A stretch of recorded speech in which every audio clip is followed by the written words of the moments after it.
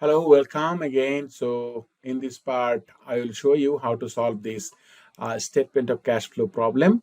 So let's see the problem. So we have this problem, the condensed income statement. So service revenue, operating expense, income before income taxes, income tax expense, and net income.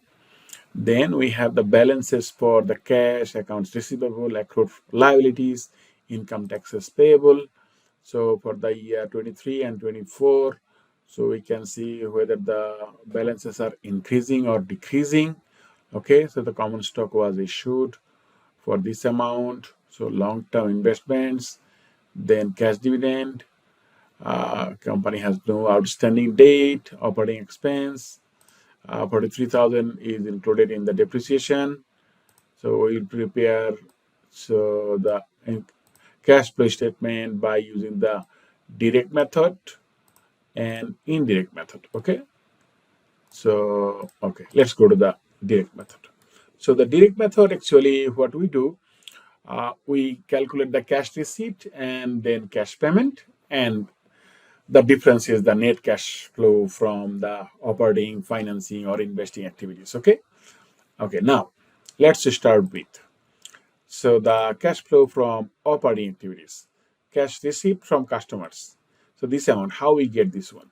So see that we have the service revenue 1,160,000, and let's see that the accounts receivable, it was 113,000. Now it is 146. Meaning there is an increase in accounts receivable. So increase is this one.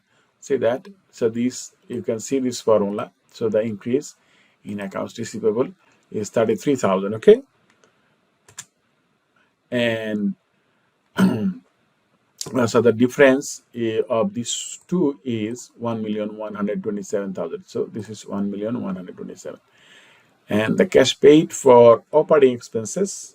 So operating expense is 830. It is given now, and the less depreciation expense, that is included in the, see this one, included in the operating expense, and less increase in accounts payable. So we can see that accounts payable, meaning this is the accrued liabilities for operating expenses. So it was 73,000 and now it is 96,000. So the difference is 23,000 increase, and the sum of these three is equal to this one. So this is the amount.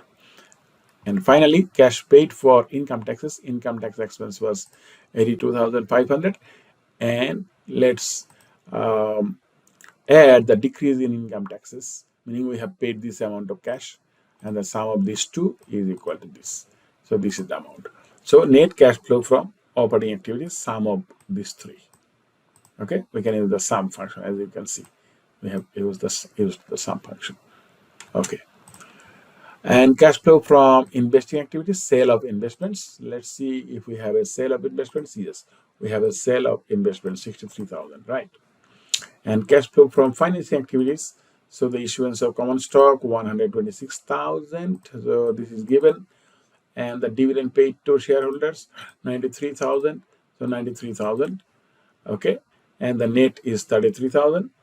So net cash flow from financing activities is 33,000, right? So increase in cash, it means sum of all of these three is this one.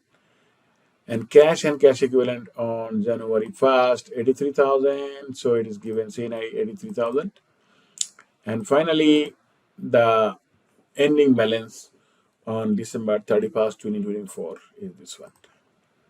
Okay, and let's go to the indirect method. Okay, so indirect method starts with the net income. So that is given over here, 247,500. Okay, and the depreciation expense, we add it because we have subtracted this amount from revenue, but we didn't pay in cash. And see that increase in accounts receivable subtracted, increase in accrued liabilities added, decrease in income taxes payable, 18,000 subtracted, and finally net cash flows from operating activities. This is how we prepare the indirect method. Okay. Thank you. I think